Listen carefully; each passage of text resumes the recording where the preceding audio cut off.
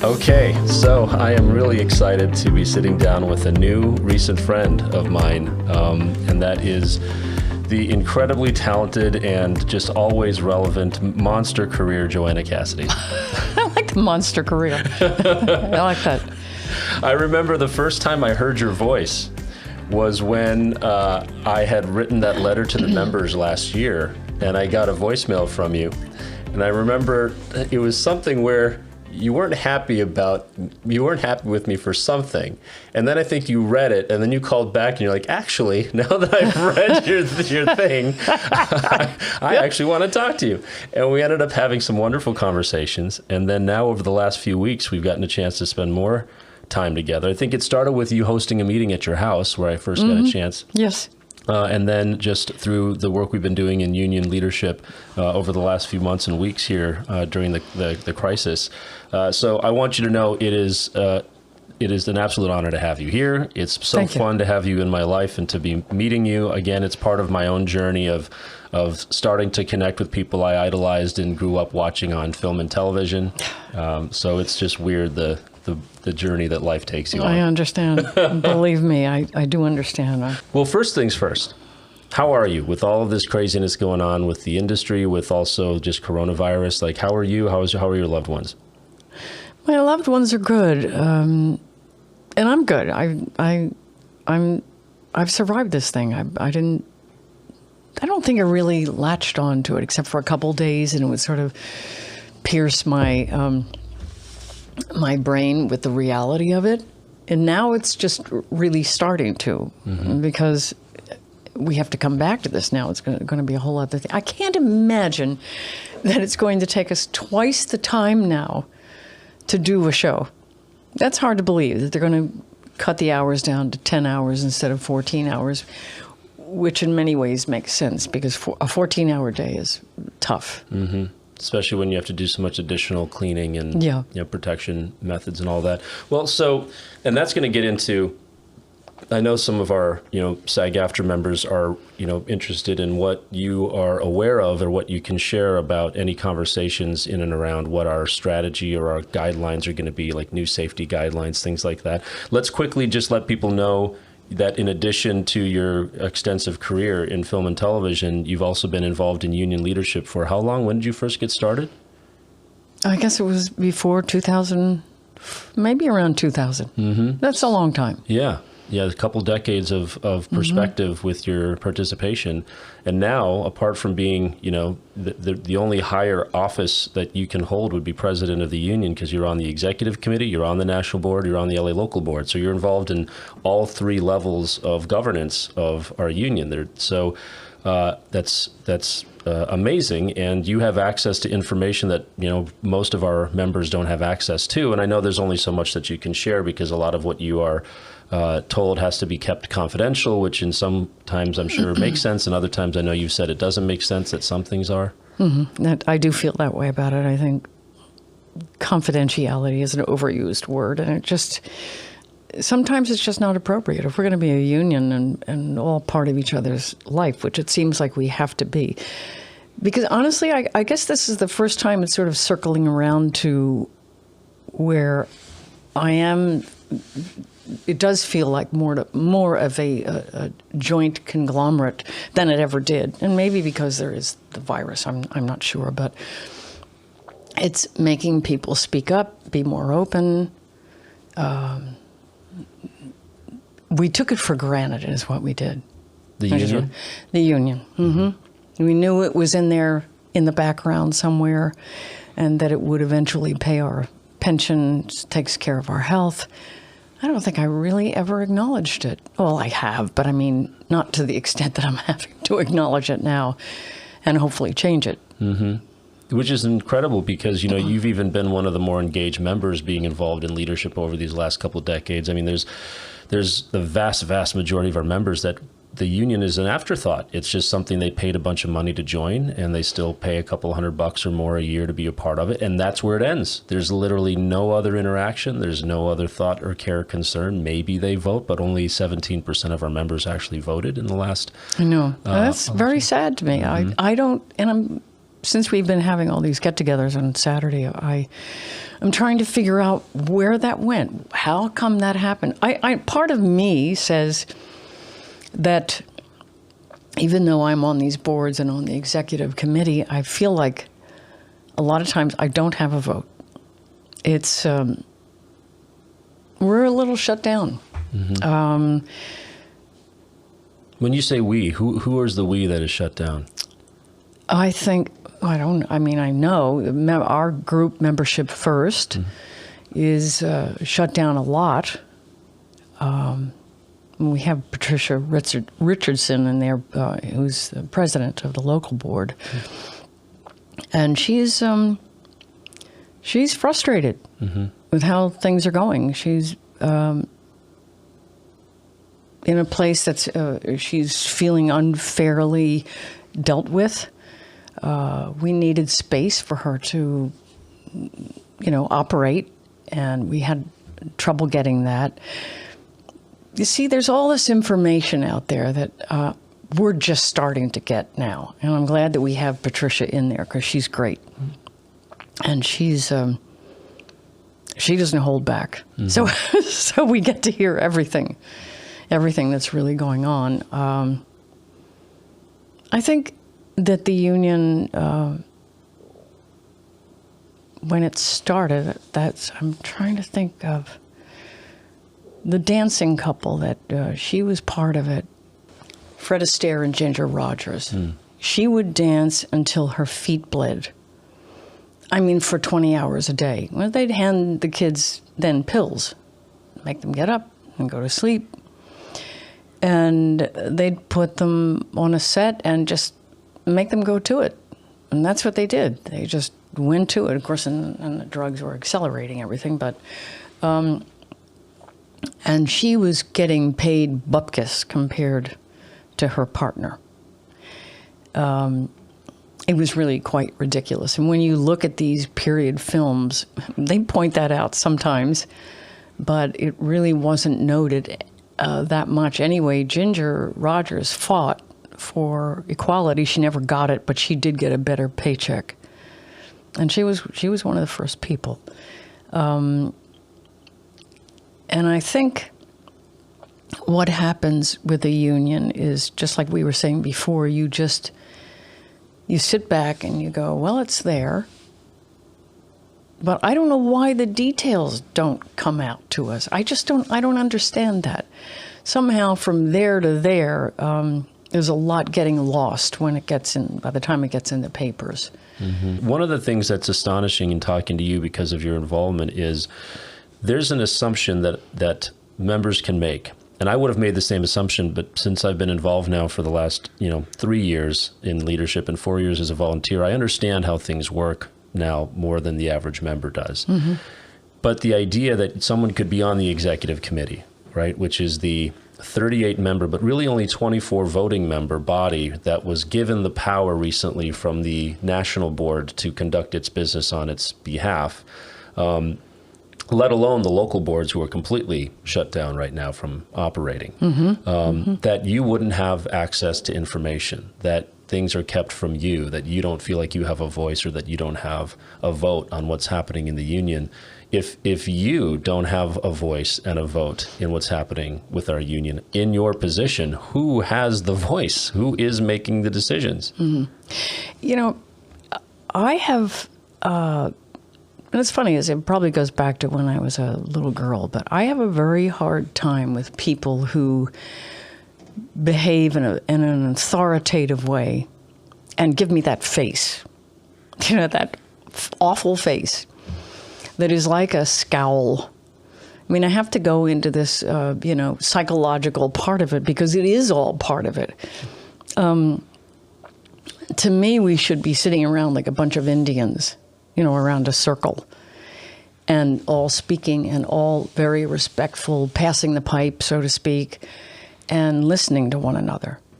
There's not a lot of listening that goes on here. And that's a huge problem because maybe it's heard, but it's not really listened to, because I watch every time we say something, it's kind of like a, okay, now we're going to do this. that's not a group. That's not the group that we were brought in to be. I was voted in here. First of all, I was brought in because a few people wanted a celebrity here, and that's fine. That's absolutely fine. People know who I am, and they will vote for me. But now I'm in. And that's been that way over the years. And so I have a voice. Maybe a very soft one, but I have one too. And I have to say, in all the years, I have not felt listened to. So I can remember bringing my checks from 6 Feet Under, and Bob Pisano was in power then. And my checks would come in like 68 cents, $1.55. And I said, we have to do better negotiating. This is ridiculous. I can't live on this. I can't take care of 2 children in a house. I'm not married. I don't have a partner. I can't do this. And, got a bad deal. It's been a tough journey for me because being, a young girl who came to this town, really, it was not what I wanted to do, but it was something I could do, acting. I sort of found out as time went along. And then to have people, be in very tough positions, it's scary. And be female. The female in this business is not an easy thing either. It really, really isn't. I mean, we could talk about that for hours, but... Well, let's back up for 1 second, because there's so many things you just said that I think are worthy of discussing. But just before we get really deep into the union stuff, just to hear more about your own story. So you grew up on the East Coast, right? I did, yeah. You were from... New Jersey. Yeah. And you went to school at where? I went to Syracuse University to study fine art. Mm-hmm. And I was very good at it, but... What does that mean, fine art? Like, did you paint? I painted, yes, painted, did drawings. So it was paint or pencil and pastel. Do you still do it? Well, I do it with my houses, not houses, but, if I buy a house, I fix it up. I do the garden. So it's like a painting. Uh-huh. And then I move on from that and do something else. It should have been my business, really. I'm very good at that. So... but anyway, so I didn't know what I wanted to do, even as a kid. I just knew one thing. I wanted to have fun in this lifetime. That's what I knew. Where did that come from? Where did that feeling that you wanted to have fun? Did you not have fun when you were younger? I always had fun. I mean, that was probably the problem. I always had fun. I mean, I was on... Zoom this morning with a bunch of high school friends. I won't tell you what class it was, but anyway. And one girl said, I have to tell you a story, Joanna. We were down in your basement, and you decided to become Elvis Presley, and you did Ain't Nothing But a Hound Dog, and you were Elvis Presley. So... I was like 7 or something like that. Anyway, I was on a roll. And... Well, how'd you end up on the West Coast? Okay, well, at the end of my freshman year, I got married. Freshman year? Freshman year, yes. I didn't finish school. Wow. And he had accepted an internship in San Francisco. So we drove across country, got married, drove across country. It's more involved than that. It's kind of an interesting story. But, and I was a little housewife. He was, going to the hospital, Mount Zion Hospital, every day. And a lot of my life was taken up there. We were very poor. I can remember cutting up chicken necks for our dinner, so we could have a chicken salad. Mm-hmm. Well, it's pretty sad. I had one pair of shoes a year. And I never forgot that. I think I became a little bit of an Imelda Marcos character after a while. Loved my shoes. But anyway, yeah, that's what we did. And somewhere in and around there, you got into modeling. Yes. There was a woman who had an agency there called Ann Brebner in San Francisco, and I just wanted to have fun. I had a child, and we used to drive around in this great big DeSoto, 1954 DeSoto. And we'd go places. We'd go to Golden Gate Park and sit in the Japanese tea center, you know, and drink tea. And I just thought, well, this is nice, but maybe it's not enough. So I got involved with this modeling thing, and it wasn't a big deal, but it was a little pocket change. And I thought, and I was very nervous at the time getting in front of a camera, but it became easier. And then Mike Nichols, geez. Elaine May and Mike Nichols. He came up to San Francisco or over, I guess, from New York, and was casting a movie. And Ann Brebner was, doing some of the extras. But they were looking for the Candice Bergen part. They hadn't cast her yet. So I met him, and I met a woman by the name of Joyce Selznick, who was a big casting person. And she said, you should come to L.A. sometime. I said, nah, I don't think so. And, there was theater there in San Francisco, too. I mean, and it had lots of people. There's a comedy group there. I never thought about it. It was the last thing on my mind. I really never thought about it. So that sort of was like just a little bee in my mind. And well, that's interesting. Then, time went on and the modeling thing was getting fun. We broke up. And by then I had 2 children. And I drove my kids to Los Angeles. I had done a modeling job with a friend of mine. She just hired me from a photograph. And I called her up and I said, we're heading down there. How did you get the courage to not only, go on your own, but move cities? I don't know where that came from. I honestly... And that'll with be in kids. with kids. I know. That'll be in my book someday if I ever write it.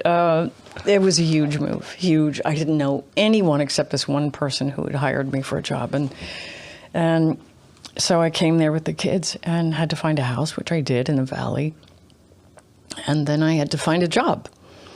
So I went to an modeling agency there. A couple of them. She said, the one woman said, absolutely not. You're not from New York. You don't have a book. So I just kept coming back until I drove her insane. And she finally said, all right, I'll take you on. You can be a client, for God's sakes. Leave me alone. Who is that? Oh, what was her name? She was very big. She was right on the corner of Highland and Hollywood. Uh-huh. Do you remember the modeling agency name? I'm trying to remember. It'll pop up. It'll pop up. Anyway. Well, there you go. Persistence breaks resistance. Yeah, right? Doesn't it? It really does. Anyway, so, one guy at the agency said, hey, this casting person named Joyce Selznick is casting a movie. I said, oh, I think I'll call her up. Because you could do that in those days. You could go to the Yellow Pages and call somebody up or get a phone number from information. So I did, and I said, let's sit down and talk. She said, oh, all right, come on over. So I did. And she hired me she gave me a script. She threw a script at me and said, here, read these lines. And I did, and it was The Laughing Policeman with Walter Matthau and Bruce Dern. And Bruce took me on, and he was so kind to me. He really showed me the ropes. I had no idea what I was doing. Not a clue. No theater experience, nothing. Nothing. So it was me, and there was me from New Jersey, and then there was this other me. And after a while, I, developed an ego about this whole thing. And what do you mean by that? Developed an ego? I believed my press. That's what it means to me. Mm-hmm. People started touting me as the new Marilyn Monroe, blah, blah, blah. And Joyce was pushing me, but then she managed me. And I guess there was a part of me that just went, I can't handle this. A little too much for me, because I just wanted to have fun. Mm-hmm. Go back to that again. What did that mean? What kind of fun? Meeting all the people that were going to the parties, mm-hmm. Having an experience. I mean, my God, I would go over to Robert Evans' house, for example, and sit around and meet fabulous people. Mm-hmm. And it was weird. It was weird, but fun. Who's Robert Evans? Robert Evans is a huge producer. Okay. Huge. It's put him up. Oh. Wait a second. We can pull it. Huge. I can look him up. Yeah, so tell me more. Yeah. Anyway, oh, God. And then he married Ally McGraw, and he produced a little movie called Chinatown. Yeah, a little movie. Mm-hmm. And The Godfather Part 2. And all kinds of the two Jakes. So, and then I was dating the vice president of MGM. It was fascinating to me. It was absolutely eye-opening. What a change from the Japanese tea center. Well, yeah, and the little girl from New Jersey. I mean, I would just... when I would dress, I was given beautiful clothes, and I was seeing all these, great guys, and it was too much for me. So I would be going down this road. I'd take a left. And then I'd sort of stumble back to the main road again and go down the highway some more. And then fall off to the right. I mean, I fell off a lot. What does that mean? Saying the wrong thing to somebody. I can't tell you where my mouth has taken me. Mm-hmm. From somewhere, I go, what the hell was that? What did you just say? You just blew a job. I mean, and I'm still doing it. It's the wildest thing. I will say the most outrageous things, and I just go, holy shit, I can't believe I said that. But I did. Is that kind of some kind of self-sabotage, unconscious I think so. thing? Well, that's what I mean. Absolutely. Uh-huh. Of course it is. It's like, this is too much for me. Say something dumb right now. Right. Right. I've done it. I did it with Steven Spielberg. I did it with Bob Zemeckis. I mean, just stuff, and I'm just going, I know what that is. I'm just a scared little girl from New Jersey who it's too much. Too much. Why? Why is it too much? Because some people revel in that, right? I know they do. Yeah. I know they revel in it. Is it because some kind of like imposter syndrome or something? Probably. Because you said something the other night where you felt like, because let's be clear. You've been, you've won a Golden Globe. You've been nominated for Emmys and SAG Awards and all that. And yet you still said the other day that acting didn't come naturally to you. I know. It's like, well, what other evidence do you need that you know what you're doing? It's my own perception. Yeah. You can't sit. When I was a little girl, my favorite time with my dad was going around collecting butterflies and moths. We would go out at night and we would build a tent and have lights on stands all around, and we would make up a mixture of beer and honey and sugar and the jalopy, and it would pull in all these moths. And it was incredible. I watched things go through the cycle, laying an egg and being a caterpillar, and we had a screened-in porch, and I would have food on the porch, and when the females emerged, it would draw males from God knows where. I mean, I don't know where, but they came from miles away. It blew my mind to see all that. I'm very comfortable on that level. It was either I was either going to go to school for art, study fine art, or I was going to become a scientist. So there you go, and work for the National Geographic. Mm. So was like staying involved in the modeling stuff when you came down here and getting into acting, was it just as a way to provide for your family and something that was low-hanging fruit? Yeah, it was. I was beautiful. I'm flat out beautiful. I was. And it was easy. Those times, beauty was everything.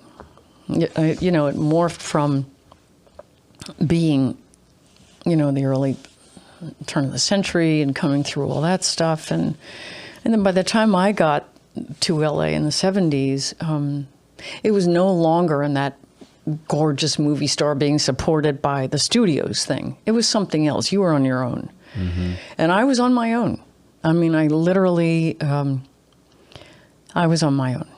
I had 2 children that I had to take care of. Mm-hmm. And so whatever, you know, I used what I had.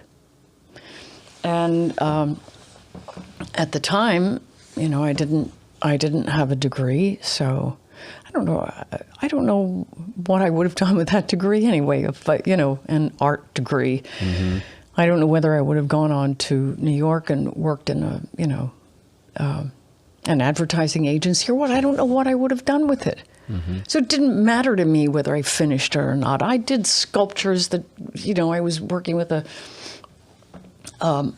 burner thing, and I was sculpting paper mache and all kinds of crap and hanging it 3 stories down. I did wild stuff, and that I loved. Mm-hmm. It was intensely mine. It was something that came out of my mind. And I'll track that to what makes me uncomfortable sometimes. What makes me uncomfortable is saying words I'm not comfortable with. It doesn't make sense to me. It's not smart enough. You know, I've been around a lot of people. I know what's smart. I've seen a lot of things. I know what really floats my boat. Mm-hmm. And, but boy, I have been in some wild shows. I mean, I've been in some really smart shows. 6 Feet Under was brilliant. Mm-hmm. I mean, to be in Blade Runner with Ridley Scott was just out of this world. Yeah. And I was already 36. I think I was 36, yeah. Well, you were a part of, you know, films that were kind of defining moments in our culture. And I would say Blade Runner's definitely one of them, but so was Who Framed Roger Rabbit, mm-hmm. you know, blending mm-hmm. animation and live action like it did, you know. Yeah. Yeah. And I worked with Gene Hackman twice, and that was later on in his career, and he was, you know, getting towards the end. I would have worked with him more if I hadn't fallen off the path. Mm. I was dating somebody that was just not a good person. Mm-hmm. And should have kept me on track, but rather pulled me off to their thinking. Well, okay, you know? So I think, you know, there are going to be women that, you know, younger women or women in the industry, period, that are going to be interested in mm-hmm. your advice on that. Do you have any advice for? I sure do. Just,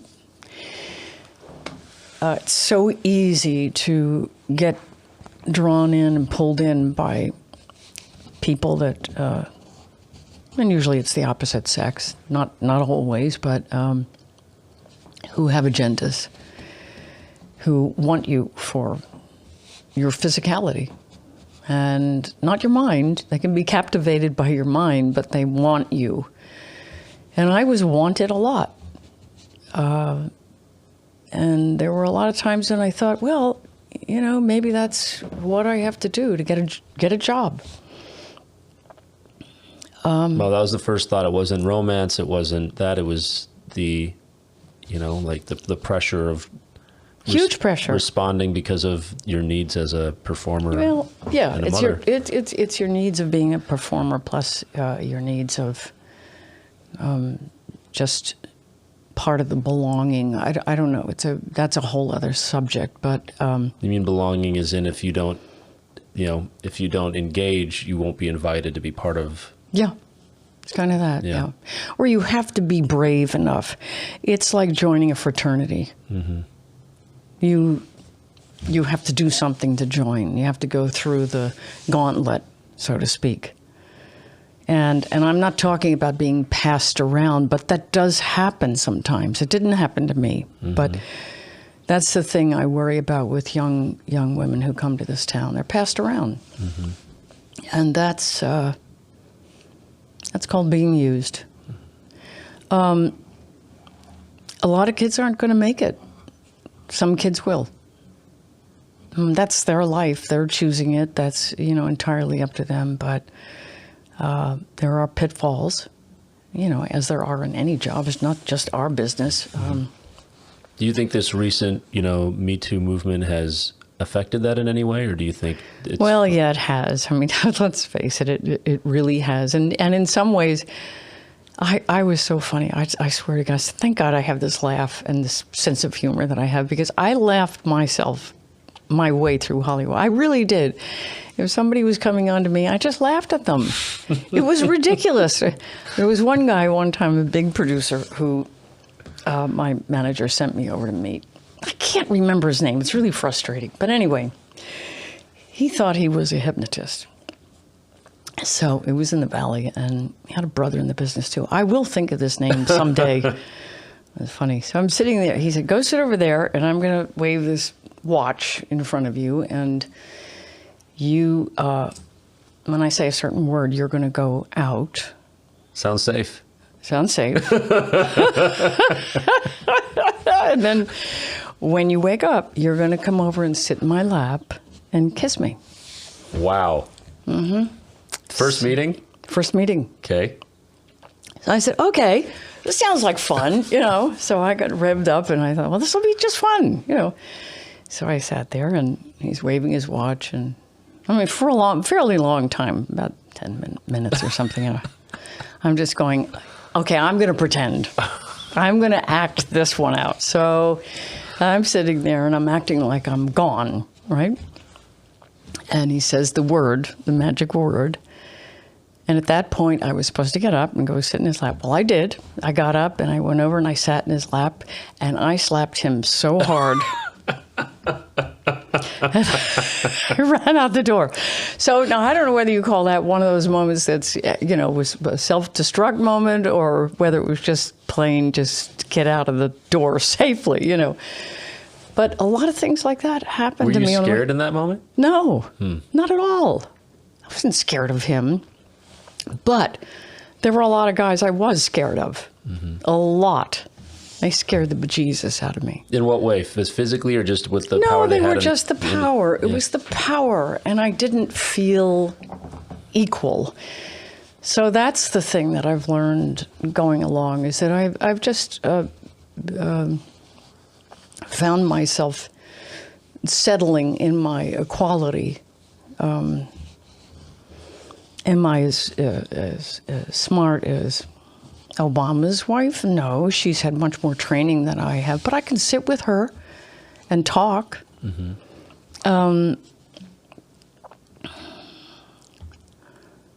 you think that power dynamic is even reasonable, that should be mitigated? I mean, there's always going to be decision makers who have say over whether somebody has an opportunity or not, and we're still human beings and have primal urges and all. I mean, do you think it's reasonable to think we can ever eliminate that kind of use or abuse? No, it'll never be eliminated, and that's just the way it's built. Yeah. A boss has to be a boss.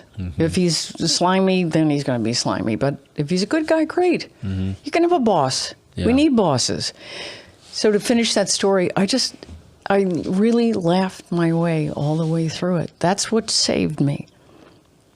It kept me sane, and I went home to my children every night. So I had a conversation with a friend of mine whose father is a performer that who's a very successful performer, and her family was part of one of the biggest franchises in movie history, and she mentioned they would spend nights in the hotel, just in the bathtub and the bathroom, just holding each other and reminding ourselves, this is real. This is real. The family, this is real. What's out there, that's not real. This is what's real. And that was really moving to me, because getting caught up in all these big names and spaces and the pressures. I mean, that's what I think of when you say it was too much. That whole dance. Yeah, it's a dance. That is definitely a dance. You got to be prepared for that. And if you jump that fence and you can be in that, great. You got to really believe in yourself. You have to believe that you can go on a set and command 50 people that are staring at you and say your lines, say them professionally, and get it out and be happy with yourself. I know I did a job a few years ago that I would go on the set and I was so self-conscious, it killed me. I never felt like I nailed the performance, even though I did. I mean, I made people laugh and they loved it. They loved it. Never felt I did it. Then I would go on the set and I would cringe. And it's funny, you know, it depends a lot on the chemistry of the people on the set, too. There's some, Gene Hackman, I felt totally comfortable with him. He was always, because I could count on him. You know. What does that mean, that you could count on him? Well, that's an interesting question. That opens up a whole kettle of worms. When I do off camera, you know I'm going to be there. I am there for you. I'm not anywhere else but right across from you, giving you everything and more that I gave on my own close-up. Gene was the same way. We'd be in a scene together. He had it so down. It was so real. You could just step into that dimension with him. And when I remember he said something to me that was so interesting when we were doing Under Fire with Nick Nolte. Another one of those places I was hugely uncomfortable. There were two directors, and I just felt like, oh my God, I'm with these two big stars. I'm dying here. I'm dying. I'm just little Joanna from, you know, New Jersey. And here I am with these stars. What am I doing here? I was dying. And so every time I would do scenes with Gene, it was fine. And he said to me after one, I remember one take that we did, we were in the room when he's telling me that he knows I've been having an affair with Nick Nolte. We literally removed ourselves. We were in another dimension. He said, did you feel that? Joanna, did you feel this is a very serious man who never got a line wrong, ever. And I said, yeah, I walked into it with you. It doesn't happen often at all. It's a rare thing. Usually it's about professionalism and having your lines down, and you walk on a set, you say your lines, you do them the best you can. It's up to the director, and you go home. You know, but we stepped into another place. It was just great. It was great. Yeah, that kind of a transcendent experience. Yeah, I mean, I don't even have those moments with people in life now. I mean, it was incredible.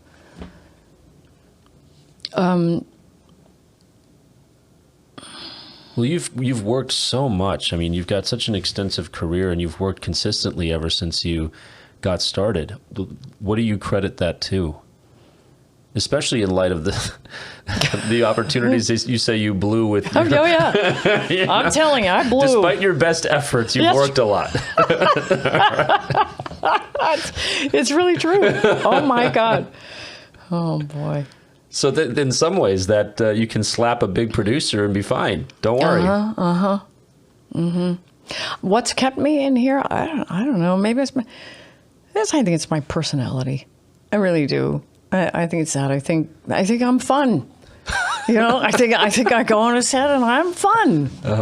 I go on a lot of sets where it's not fun. Yeah. You know, and nobody talks to anybody, and this was long before cell phones or anything else, and they just were, I'm going back to my trailer now, and, you know, a lot of that, and I'd go, oh, come on, sit around here, let's laugh. Oh, God. You said something the other day about the importance of having a smile, especially, you know, like keeping a smile on your face that's attractive to people in a professional sense, not just, yes. Which is leading back to our union. You know, we should be having more fun. Yes. You know, as we're sitting around in Yes. these meetings, and Yes. and if these two sides here were really co-joined like we should be, our president would be laughing with us. She would respect us enough to have some fun. As it is, she's holding so tight to her power that it's creating this wreck of a nervousness, and I feel it. I feel it. It shuts down everything. I mean, it really does. It shuts down creativity. It shuts down rocketing movement. It's back to that, well, should we be scared of our, leaders? No. In this particular instance, no. We should not have any fear at all, and know that she can step off the stage and put her arms around us and go, we're going to make this. We're going to cut a good deal here. We're going to get it happening. That's what leadership is. That's what leadership is. It's not sitting in a chair and holding it all together. Where did and all that come tight. from? Because you've been here for a couple of decades. I've been around for 3-4 years. So where did that come from? Why is it that way? Is it just merger? Is it just the fractures over merger? I think that's a big part of it. I mean, like, When Roberta by merging, we've destroyed ourselves. Well, in many ways, I found out something the other day that I did when Roberta Reardon, I can say that my tongue is twisting today, was head of AFTRA. I didn't know it was about to go bankrupt. I didn't know that. I fought her tooth and nail. I stood up at one meeting and I chewed her up. And didn't matter. It didn't matter because they were the heads, they were the leaders. How can you have leaders that don't use the rest of us? I mean, yes, I'm a celebrity, but I'm also smart. And I pay attention. I get things done. And I can do things.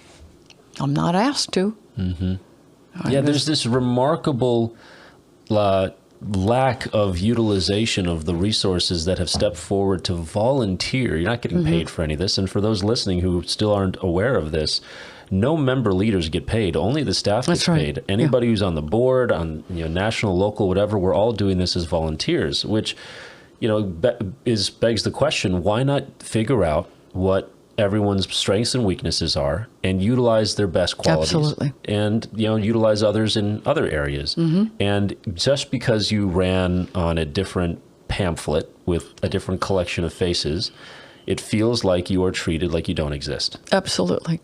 And that is if you behave that way on a set, you'd be fired so fast. So fast, you'd be out of there. Yeah. Because everybody on a set breaks up into cliques. I mean, it just happens like that. It's okay. That's all right. Their chemistry is absolutely, yes, and you do. And that's how we should be operating within this union. Yeah, we've just been, it's amazing because I tell people, the way I got involved in any of this union leadership stuff was just being a teacher in the conservatory. Just a volunteer teacher in the conservatory. So the first year and a half of my engagement was having fun, telling stories with our members. Yep. That was it, educating our members, spending time with them, getting to know the ropes. And so my whole experience as a volunteer was based around community, friendship, fun, education, creating art, telling stories, all that. Then I step into the boardroom and I see that there are people in leadership who don't get to have any fun with our members. They're only in leadership positions. They're only on committees, only on boards, and they don't actually have face-to-face They don't interact at all. No. And who's on the planes? The high staff and the president. They're on the plane. I should be on that plane. I would make people laugh. We could have some fun. No, it's very wrong. Yeah, it seems like. And this is something that you just know from being in touch with staff and everybody, that politics has completely permeated every aspect of this thing. We've forgotten ourselves. We're artists. We're supposed to be present with each other. Yes. Listening. What do they say? The best actors are generous because they give their attention and they make the other people look good.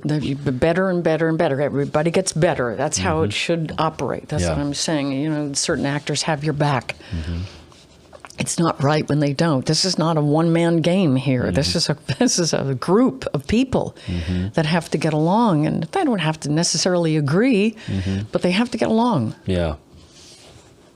So you were part of the boards before we had the merger. Can you describe what SAG was like versus what SAG-AFTRA is like? Because a lot of people don't even know what SAG was like because they weren't members then, right? It's been 8 years since the merger officially. Mm-hmm.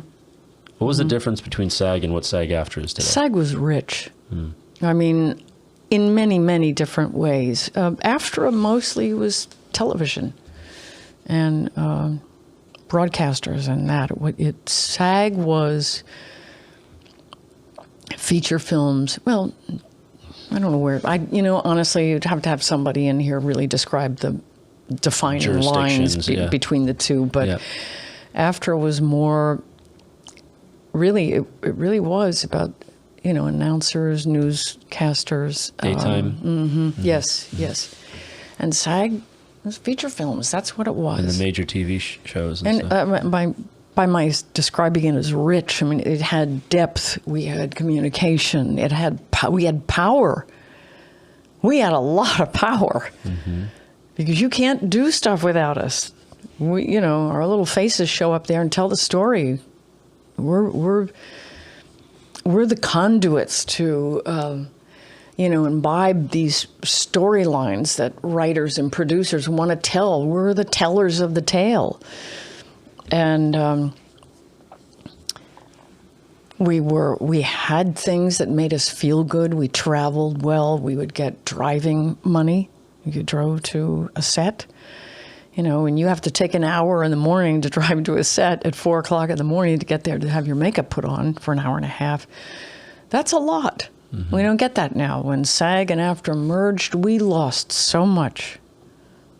First class plane tickets. I'm sorry. That means a lot. If you're flying to New Zealand or, London or something like that, you need space. You need to sit there and be able to performers use that time to prepare as well. That's right. Mm-hmm. That's right.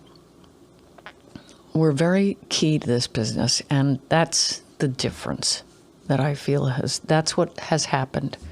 We've lost our power.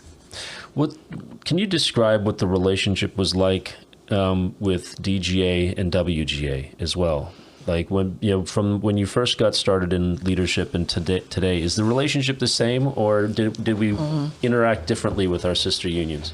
That's not a question for me. I can't answer that. Mm-hmm. Well, that's an answer right there, is that whatever there wasn't significant enough for it to show up in your experience. Yeah, and I think that we should be working together. Amen. And I've talked to the board members of different guilds and unions, and including IATSE and Teamsters. Mm-hmm. They want to. Okay, so this leads me to another thing. There used to be something called the Inter-Guild Council, where you used to have leaders from all of the unions sit together and talk, and that hasn't been happening for something like 16 years. 15 years. Mm-hmm. So, and the other thing that is also See, that's very alien. I mean, seriously alien. I'm talking about all the ships coming in, and, we're guiding a mothership here. It's the business. We are the film business, as well as the directors and the writers. We are it. Mm-hmm. So why not get on another ship and talk about it? Makes no sense that isn't happening. I know. So it's part of one of my, I won't say passions. There's a lot of things I'm passionate about, but I'm very interested in restoring communication between the sister guilds and associations, including the CSA and the CCDA, which is the casting directors. Well, I think that could be done. Oh, absolutely. The question is, it used to be something that was officially done through the LA County Fed, and now I think we're going to have to rebuild it from like member leaders and then set the table for it to become an official thing eventually. Mm-hmm. But the other thing that, since you've been part of that high profile world, the other question that so many members have, that I have, that I'm still trying to address, and that I hope I can make a difference in, and that is attracting some of our most accomplished performers and powerful performers back into leading this union. Because SAG was founded by the stars of the day. Mm-hmm. It's why we don't get paid, because they didn't want to drain the resources of the guild by taking a salary and things like that, right? Mm-hmm. So we really need the people who are the most powerful, the ones that are the most, let's say, invincible to retaliation by the production community, to be the faces of the ones sitting across the table and negotiating for our value. I agree.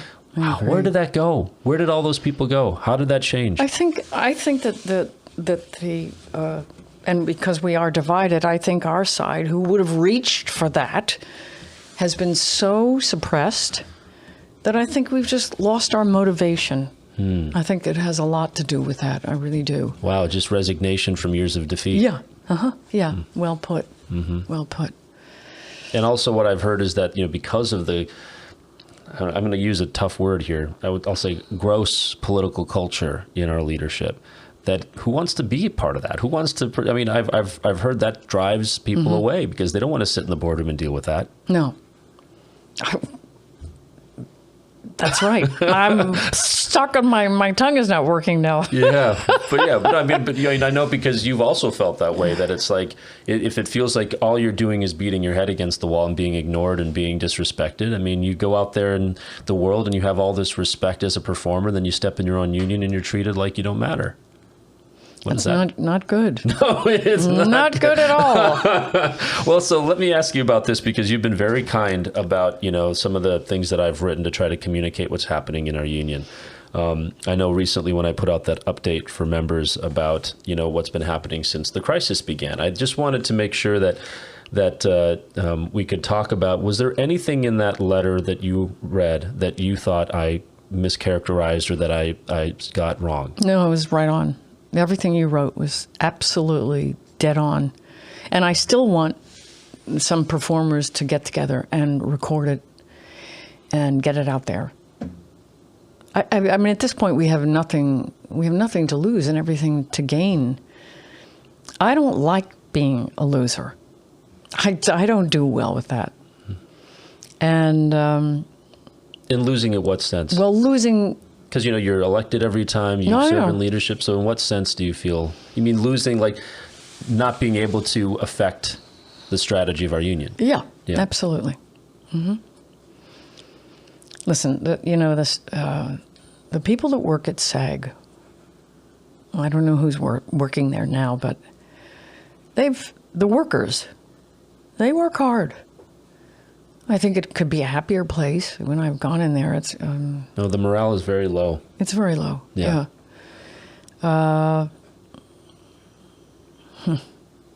it's hard to show up every day knowing that your job is to serve the members and then see the leadership do things that seem to not be in that vein, I was talking to Pete about this when I had him here a week ago or something, but it's like, how is it that we've spent so much money? I mean, I spend thousands of dollars a year in my dues, I'm sure you do too and have. And so, it isn't just the $3,000 initiation. It's like I've paid way more since in my dues to be part of this union and to be contributing so much to this organization and to see it being a shadow of what it could be. But you see, I think, and here's another thing that I've thought about, is that some of the very, very big actors who work all the time, Nicole Kidmans and in that group, I think they could be paying more dues. I honestly do. I think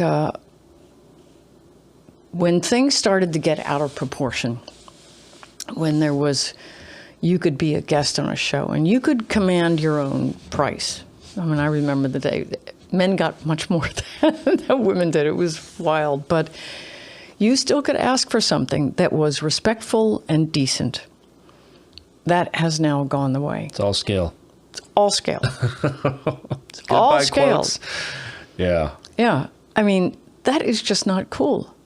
Yeah, I was talking to Alan Rosenberg, and he said, because I was fortunate to do a top of show guest on a show called NCIS a couple of years ago, and he said, and he asked me how much I earned for that, and it was somewhere around $9,000 or something like that. And he's like, don't forget, what that's called is major role minimum. Calling it a top of show guest sounds all fancy, but he said you used to get 40, 50 grand an episode for something like that. And now you're lucky to get 9 and you're supposed to be happy about that. And and it's a lot of work. You prepare, you put it in, you get a look going. I always find my own clothes. I don't let anybody dress me. It's my stuff. It's my body. And then you go on the set and you just sit around and you wait and you didn't do your lines and you put everything that you have in there and it's indecent pay. That's wrong. Yeah, and that's even top of show guests. You go down to just a day player scale or something. It's like if you're lucky in a year, you book, half a dozen shows or something. So if you can't even make a living doing that. Right. Right. You know. Yeah, that's pretty tacky when you consider the money that producers are making and studios are making. Huge money. Beyond huge. They're set for life. Usually when they were about 35 or 40. Yeah. They're set. In other words, the industry is incredibly profitable. Yes. Yeah. It's just not shared with everybody else. It's not shared. Yeah.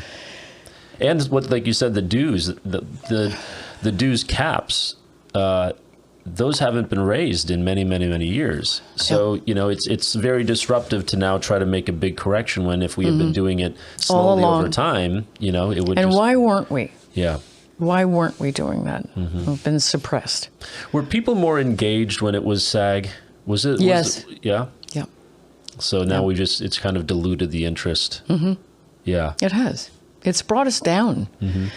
And I remember at the time, they kept touting us and saying, oh, it's going to be amazing for the union. It could be. Joining up and, you know. I mean, it could be. I mean, I sit and I had this conversation with David White and others. It's like with the right leadership, it could be amazing. Because I've sat over the last few months and I've talked with dancers, I've talked with stunt performers, I've talked with singers and recording artists and background performers and voiceover performers. And I've talked with members of locals all across this country, and they're lovely people, and and we interact with them on sets, and we work with them and all that, and I do feel a kinship with them. But when we're led in such a siloed off fashion where we don't talk to each other and we don't communicate, we don't have an just at understanding those for each other. meetings. Yeah. It's like, I mean, people don't know who I am. It's probably the first time I've really talked about myself, you know, a lot, and said things that I don't often get to say. I mean, I don't, you know, I'm sure they go, oh, geez, look at her. She's tall, you know, imposing, whatever people think. I don't know. I don't know. But it's hard when you're coming together like that, especially when the mood is set up the way it is, because there's already a mood in place. It just... And people take sides, you know. It's like right before some terrible breakdown. You know, when we had the riots, it just sometimes it feels like it's getting that close, and that's an awful feeling to have. Awful. I like to like people. That's what I always look for, something in someone to really glom onto that I can have fun with and really like. Well, I have a hard time doing that. And that's not, and I think I'm not different than most people. I don't know what Pete said. I didn't hear your interview with him, but what he said is that we don't necessarily, you know, we're not being critical of them. We're being critical of the actions taken by our brothers and sisters. It can't ever be them. Yeah. We can't do that to people in this world. We can't attack people. It's their behavior is what it is. Right. That's what we attack. And that's one of the things that I think has been short-sighted about the leadership that I've seen is, you know, not only not utilizing people for their strengths, but also we're all here anyway for our lives. You can't kick somebody out of the union just because you don't want to work with them. If they're duly elected, if they're there in a position, like, you know, they're part of this. Like, so even if you don't like somebody's personality or there's something about them that's a little off-putting, look for the thing that's positive, because you have to deal with them anyway. You can't choose who you're going to be on set with. You can't choose who you're going to be serving with in leadership, but you have to find a way to make it work. And there are things to love about every one of these people. There are. I agree. It is hard to see that positive side when the only thing you see is cold, you know, exclusionary behavior. Yep. It is. It's deeply psychological. I know that it's very funny. Over the years, I've worked with some people who belong to an organization where the rule is there, you don't look at anybody in the eye. And you use that as a power, as a key to control other people. In fact, I worked with one actor who shall remain unnamed, who use that. She would ignore me, not say hello, didn't give me anything of herself. I know that's a technique sometimes. And it was difficult.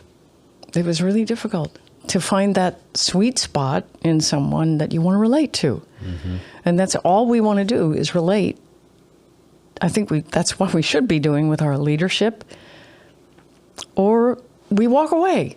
What am I doing here? If someone is taking all the position and all the power and saying, you don't matter, get out of here. Well, so then let's be clear. So if you were to describe to our members right now, like, can you just describe to them what the state of the union is right now? How would you describe it if somebody said, what's going on with our union right now? What's going on with our leadership? What are they doing? What would you say? I want to say something really positive. I really do, because that's where I live. Mm-hmm.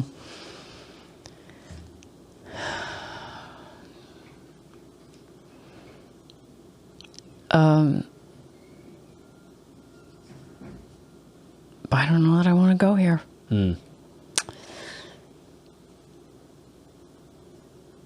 I can't.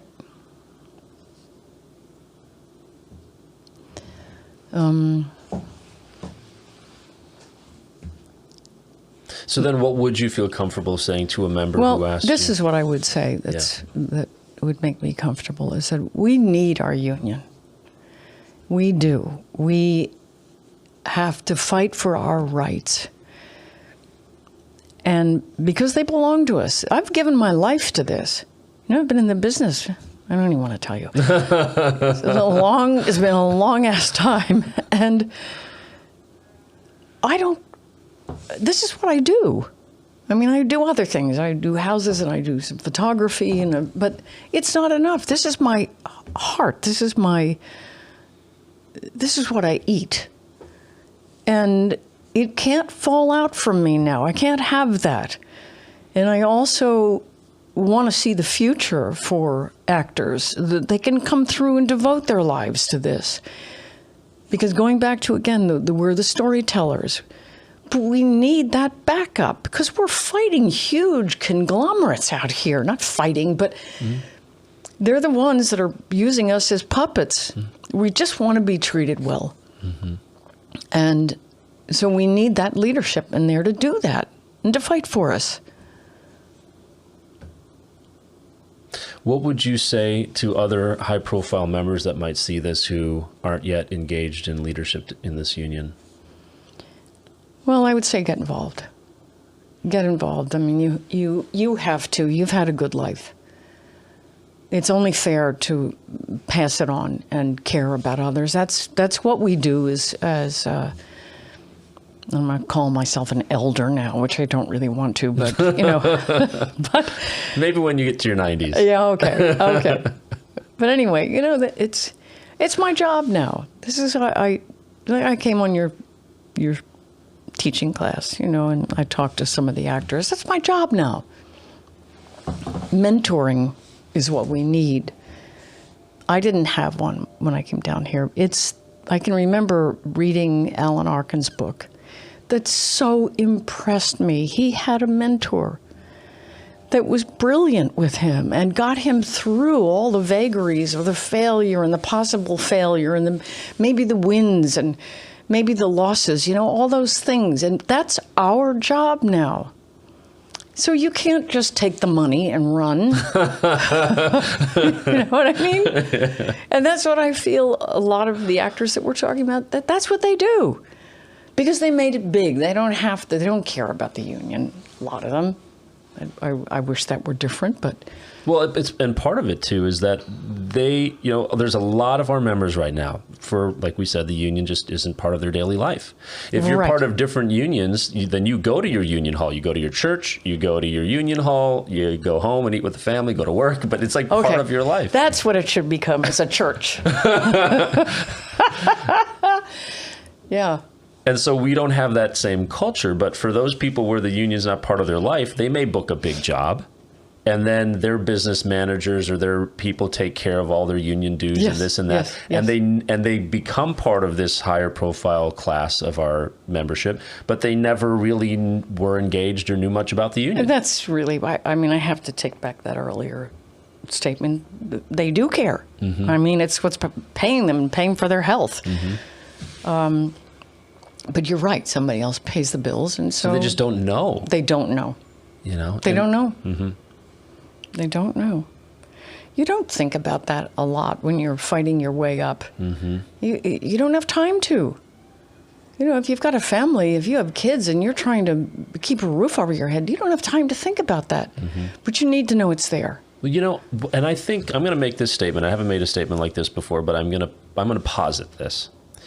Because as an educator, one of the things that I see most frequently amongst performers, and at this point I've educated thousands of our LA members, you know, in classes and things, is them, you know, trying to do everything alone, rehearsing alone, you know, pursuing this industry alone. It's very lonely. And they feel afraid to ask others for help, to help them rehearse, to put them on tape, to run lines, whatever it is. And I keep trying to figure out where that came from, because once you're on a show with somebody, they will do everything they can. We do everything for each other to make the show work, whether it's a play, whether it's a TV series, whatever you need, man, I'm here for you. So there's something that has made us feel disconnected from each other prior. This has separated us. That's what I feel is the big deal, this money thing. That it's gotten away from the creative side of it, except to make huge money. And so it's, listen, I was there. I saw it all. I saw the sweetness on the set. Nobody was looking at their watch and going, hey, we got to get this shot before blah, blah, blah. If you wanted to take your time, you could take your time. Get into character. But no, what we have today are life coaches. And maybe that's the same thing as a mentor. I mean, and there are lots of people out there who you pay them. You pay them and they get you through the bad spots. Well, we've talked about doing some kind of apprenticeship type of thing through the union so that new members coming in can have somebody who's been working guide them and be available to them to kind of sponsor them in a way and make sure that they're taken care of. I think if people were more involved in SAG-AFTRA as a union and cared for this thing, we would feel differently in our relationship with each other outside of just, you know, the union operations. Like, we would rely on each other more for self-taping, help, and rehearsal. We would feel more like a community. Well, I don't know.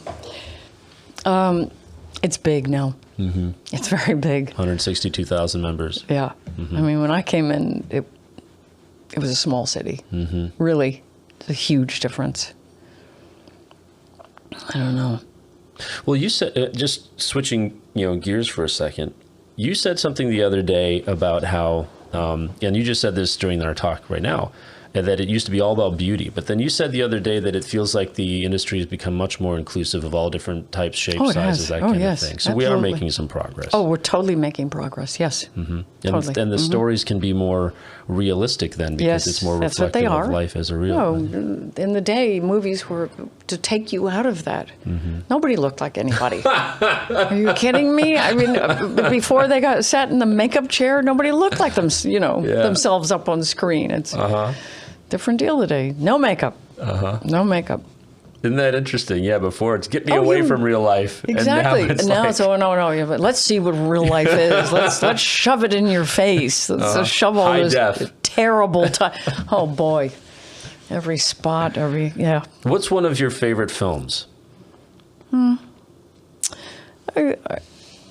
really liked The Way Under Fire came out. I've done a lot of small films that you'll never see because some of them went straight to But I mean, is there one that you're particularly proud of that you just... I loved Under Fire. That was really... That's a fantastic film, and everything in it is fantastic. And it was so tough to make. We were in Mexico. We had our film stolen. It was, wow. You know, there were moods. The Mexican government hated us. You know, they brought the army on to use them as background, their rifles had real ammunition in it. And Gene Hackman was going, I'm not working on this thing. And he left. He drove off in a huff. Oh, my God. I've just seen so much crazy stuff go on. God. Seen actors thrown in jail. I mean, it has been wild. It has been really wild. All part of the visual, all part of my life. What are you watching these days? What's some of your favorite shows? Oh, I'm watching a lot of Finnish series. There's one called Border Town right now. Which is fabulous. I have not seen such beautiful acting. It's seamless. And these people, the police people, oh my God, their families are, it's just gorgeous. There's a lot of affection, caring, seeing the lead is a strange-looking bird-like man, long arms, long legs, and he has a wicked mind. He's got this crazy mind that he stands in a room and makes squares and puts his feet on papers. It's just so bizarre, but it's wonderful. And then there was another Finnish show that I watched, a series called The Adulterers. That was on for 3 years. That was amazing. And then there was another one I just watched. I can't remember the name of it. A lot of foreign things these days. Of course, I watched Ozark, which I love. Oh, that performance of the guy who played, I think his name was Ben in, Yes. Laura Linney's brother. I mean, I haven't cried in a TV series in a long time, but I know. cried for Wasn't him. that something? Yeah. Janet McTeer, brilliant in the show. Brilliant. She's as tall as a dinosaur. She's a huge woman, and she's and she ate that part up. I just went, wow. She's a wow. It's amazing. So another kind of fun question. You've told a lot of different stories over the course of your career. What's a story you still have yet to tell that you really want to tell? Like if you could have the dream role right now, what would it be? Oh, I'd probably want to play like a, I would probably want to play like a, we walked in here, you said I look like a cyborg. I don't know, I think I seem... The reason for anybody listening is because Joanna has a boot on her foot, that's why. And Right. It looks very intense. I don't know whether I belong in that sci-fi genre or not. I think... This is what you want. Who cares whether you belong? What do you want? What do I want? I want to play a queen. I want to play a queen. I think I've... Future or past? Like, or present? Not present. Because I think that men are... women are morphed into men in the present. There's not a lot of softness. I think queens can be very strong but very soft at the same time. I'll tell you who's really good at that, who's in our union, who works with us. Frances Fisher is beautiful. She embodies that. I don't know. I think I should play something really funny, and I don't know whether I can define it as a particular type character or not. The fun thing is what I win awards with. That's what I've always been, What do you think? Me cast you if I was to cast you Yes, in if you were something? casting me in something, would I put you on the spot? Oh, wow. Yeah. I mean, I think it would be, just from the conversations that we've had so far, I think it would be really fun for you to be, Aaron Brockovich isn't the right, story, but something where you get to be a crusader in for something. Yes. Yes, the Crusader is right up my alley. It really is. Very Robin Hoody. Like just and to take on the power. Yeah. No, I think that's very right. I've imagined that over the years. And I think that even our conversation today, as people listen to this, you have been in the This is live? No. When it goes out, when people listen to this. But, that there is a softness to you, but such a strength. So I think that was a cool thing you just said about you said something along the lines of women in power today are kind of emasculated, as opposed to you can be feminine and still be strong. Feminine wiles, they called them. That's very much to me. It's like the women in the South. Yo, now, y'all have a good day. You gonna come back? You gonna come back and join our group? Are you really, honey? Those are feminine wiles, and trust me, they get their way. That's how it works. Yeah. Well, is there anything else you'd like to share with anybody listening?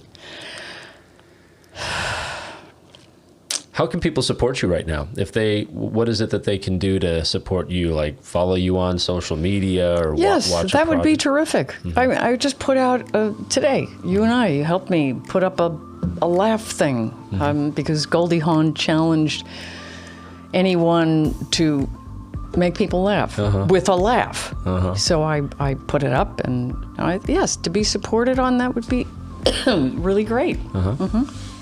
All right. Anything else? Instagram and Facebook. Well, tomorrow night we actually have, not that this recording is going to come out in time, but tomorrow night we're going to have a town hall meeting where members can share with us what they're thinking and feeling. And I'm anticipating just really listening. Me too. I'm looking forward to that. Yeah. Yeah. Let them vent. Let them say what they're not getting and what they are getting. Well, thank you so much, Joanna, for this time, and I hope it's the first of many. And thanks to anybody listening to this. I hope you found it useful. Yeah.